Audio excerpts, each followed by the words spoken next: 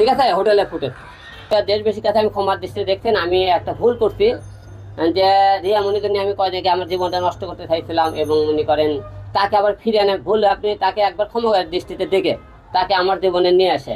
গত 2 দিন আগে আমি বগুড়ার উদ্দেশ্যে রওনা দিই, বগুড়া যাই। রিয়ামণি, আপনারা সবাই জানেন রিয়ামণির সাথে গত কিছুদিন আগে আমার গন্ডগোল হওয়ার পরে ম্যাক্স ছবি এবং রিয়ামণিকে আমি হাতে নাতে একবার কিন্তু ধরছিলাম। তারে আপনি পরে কে অভিনয় ধরার পরে সে আমাকে বলেছিল আমাকে শেষবারের মতো আরেকবার সুযোগ দেওয়া হোক। আপনারা বলছিলেন, আমি তাকে একবার সুযোগ দিয়েছিলাম। অনেকে বলছিলেন একটা সংসার ভাঙ্গা মানে মসজিদ ভাঙ্গা। আমি অনেক দিকে ভেবে চিন্তে আমি আরেকবার তাকে সুযোগ দিয়েছিলাম। সুযোগ দেওয়ার পরে কিছুদিন সে বলল যে আমি ঢাকায় থাকবো না, বগুড়া যাবো, বগুড়া যাওয়ার ব্যবস্থা করো। তার বগুড়ার বাড়ি আপনার আমি একটা ডুপ্লেক্স বাড়ি করতেছি, সেখানে কিছু কাজ বাকি আছে। সেই কাজটা করার জন্য আমি বগুড়া, আপনি পরশু দিনে 2 দিন আগে, গত 2 দিন আগে আমি বগুড়া যাই। বগুড়া যাই রিয়ামণিকে বাসায় রেখে গেলাম। সেই রাতের বেলায় তারা করছে কি কক্সবাজারের উদ্দেশ্যে রওনা দিচ্ছে। আমি জানি না তারা কক্সবাজার গেছে। আমাকে এমনি করে ভিডিও কল দিলে সে কলে আসে না, তারপর আসে না। আমি তারপরে যাওয়ার পরে গতকালকে বৈশাখী টিপি আপনি একটা ভিডিও মনে করেন ছাড়তে দেখবেন তারা কোন হোটেলে উঠেছে, কোথায় গেছে সম্পূর্ণ। তো আমাকে অনেকে তো লোক করছে বাইরে এমন আর ম্যাক্স কক্সবাজার। আমি অভিকে ফোন দিলাম, আমি তুমি কই করতে, আমি বসুন্ধরায় আছি। আমি তাহলে বসুন্ধরা তুমি যদি থাকো তাহলে তুমি বসুন্ধরা যেখানে আছো ওখানে দাঁড়াও, তুমি আমাকে একটা বসুন্ধরাটা সাইনবোর্ড দেখাও তো আমি বসুন্ধরায় আছি। সে কথা আমি বলে সাইনবোর্ডে দাঁড়াবো, আপনি যে ভিডিওটা ছাড়ছেন ওই ভিডিও আগে ডিলিট করেন। আমি কোন ভিডিও আমি কীভাবে ডিলিট করবো, বৈশাখী টিভি চ্যানেলটা আমি তো ডিলিট করতে পারবো না। তারপরে তাইকে আমি ফোন কাটা যে কথা আমি আপনি ফোন দিচ্ছি।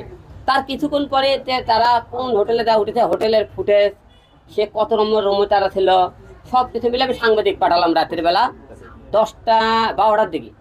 12টার দিকে সাংবাদিক পাঠানোর পর সাংবাদিক তাকে রুমে হাতে নাতে ধরছে, তারা 2জন রুমে পাইছে।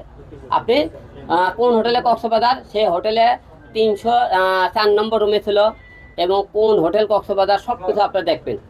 আমার কাছে ভিডিও ফুটেজ আছে। আমি যাওয়ার পরে আমাকে সাংবাদিক ভাইরা করতে, ভাই আমার তো হোটেলে পাইছি, আপনি কথা ঠিক।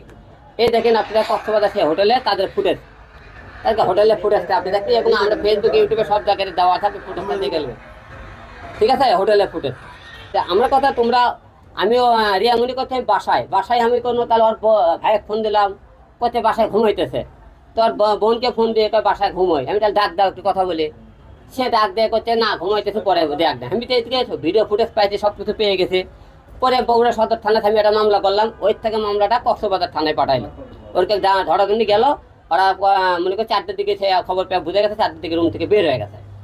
বের হয়ে যাওয়ার পরে এখন আমরা কথা ভাই তোমার আমি দেশবাসীর কাছে আমি ক্ষমার দৃষ্টিতে দেখছেন, আমি একটা ভুল করছি যে রিয়ামণিকে নিয়ে আমি কয় জায়গায় আমার জীবনটা নষ্ট করতে চাইছিলাম এবং মনে করেন তাকে আবার ফিরে আনে ভুল, আপনি তাকে একবার ক্ষমার দৃষ্টিতে দেখে তাকে আমার জীবনে নিয়ে আসে।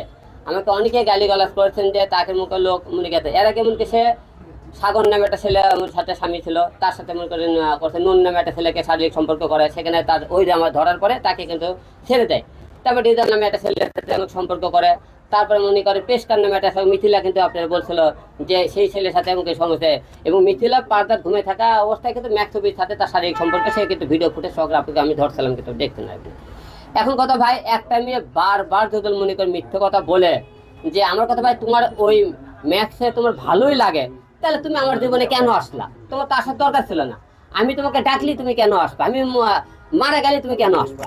তুমি আমাকে তো সামনে দিল বলো আমি তোমাকে ভালোবাসে, সে তুমি তোলে ম্যাক্স ছবিকে তুমি চলাফেরা করো, তাহলে এই মনে করো ভালোবাসার তো দরকার নাই। তো আপনাদেরকে একটা কথা বলে, কালকে গতকাল দেখছি তারা কিন্তু কক্সবাজার হোটেলে ধরা পড়েছে। ধরা পড়ার পরে সে অনেকে বলেছে, তা আমাকে ফোনতে বলছে, আমি আমাকে তারা যে অন্তরঙ্গের যে সম্পর্কগুলো তার ভিডিওগুলো আপনি করে পাঠামো এবং তাদের ভালোবাসা, সে করছে যান একটা চুমো দাও, সে চুমো দিছে।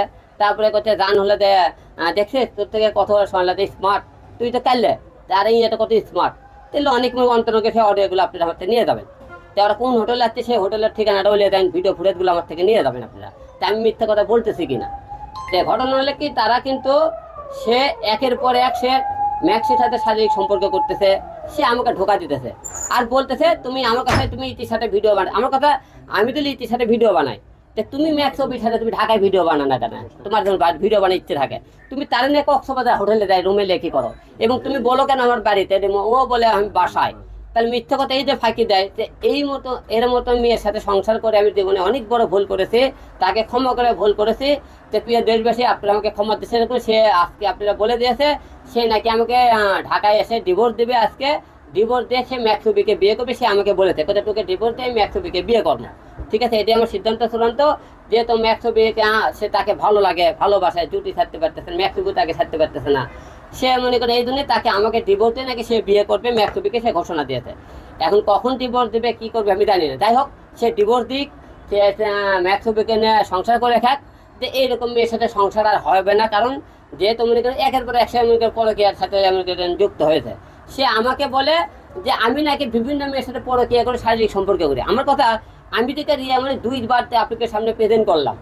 তো হিরো আলমদের বিভিন্ন মেয়ের সাথে শারীরিক সম্পর্ক করে, পরকীয়া থাকে। তো আপনাকে সামনে দান সেই ফুটেজ এবং সেই মেয়েকে আপনি সহকারে আপনাকে হাজির করে বলে যে হিরো আলম পরকীয়া করে, শারীরিক সম্পর্ক করে, তাহলে আপনারা দেশবাসী আমাকে যে শাস্তি দেবেন আমি শাস্তি মাথা পেতে নেব। কিন্তু এটা সম্পূর্ণ মিথ্যে অভিযোগ করতেছে। এবং আপনারা যারা বলতেছেন এই রিয়ামণি অনেক মনে করে শারীরিক সম্পর্ক করছে এবং অভিশ্বাস শারীরিক সম্পর্ক বিশ্বাস না হলে আপনারা তাকে বলবেন সে করে বলে শারীরিক সম্পর্ক করে নি, তাহলে তার ডিএনএ টেস্টটা আপনারা করে নেবেন।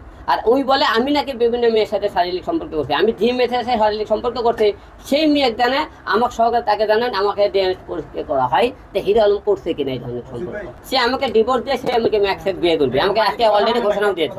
আর একটা বিষয় কি জানেন, তার মেয়ে আছে একটা আলিফা নাম, সে মেয়ের মাথা ছুঁছে এবং মনে করেন অজু টজু করে আমি মসজিদের থেকে কোরআন শরীফ নিয়ে যাচ্ছিলাম। সে কোরআন শরীফ বলে বলছে আমি তোমার সাথে সংসার হোক আর না হোক, কোন ক্যাসাল গন্ডগোলের জীবনে অভির মুখটা তেমনি যোগাযোগ করবো না। সে কিন্তু কোরআন শরীফের কথা বলেছিল, আপনি দেখবেন আপনারা। সে বলার পরও সে কিন্তু এই কাজটা আবার করলো, যে সেই মেয়ে কোরআন থেকে 2-2 বার এর আগে করেছিল। সে যদি বারবার একই কাম করে তাহলে আপনারাই বলেন তার সাথে সংসার করা যায় কিনা। আমি তো মিলে গেছিলাম কি কারণে, সংসার একটা ভাঙতে চাই না, এই জন্য সংসার যে ঘুরে ফিরে ক্যাসাল হলে সে ওই ছেলের কাছেই যাচ্ছে, ঘুরেই সেই ছেলের কাছে যাচ্ছে। যেহেতু মনে করেন সে সেই ছেলেকে ভুলতে পারতেছে না, তো সুযোগ পালি তার কাছে। আমার কাছে ক্যাসাল গন্ড হলে আর কোনো ছেলে না, তার কাছে কেন ঘুরে ফিরে যাইতেছে, তার মানে অবশ্যই তাকে সে ভালো লাগে, সেই ছেলেকেও তাকে ভালো লাগে। যে আমি চাই না সেই লাইলি মজনুর প্রেম কাহিনী তাদের ওর থেকে ছুটে নিয়ে আসি, যেহেতু লাইলি আর মজনু একাকার হয়ে গেছে, বারবার চেষ্টা করে ফিরে যাইতেছে না। আমি তার বাবাকে ফোন দিয়েছিলাম, তার মাকে ফোন দিয়েছিলাম, তার বোনকে ফোন দিয়েছিলাম, তারা সবাই বলতে সে কাজটা ঠিক করেনি। এখন মনে করেন সে তো মনে করেন বলতেছে আমি তাকে নিয়ে সংসার করতে চাই, সে অভিকে নিয়ে সংসার করতে চাই, আমাকে ডিভোর্স দিবে সে ঘোষণা দিয়েছে। এখন সে ডিভোর্সের কাগজ দিলে আপনারা অবশ্যই মিডিয়া ব্যক্তি আপনারা সবাইকে দিয়ে দেবো। সে ডিভোর্স দেওয়ার পরে আজকে ডিভোর্স দেওয়ার কথা সে দিয়েছে কিনা আমি জানি না, কাগজ পেলে আপনাদেরকে জানাবো সে আমাকে ডিভোর্স দিয়েছে কিনা কথা।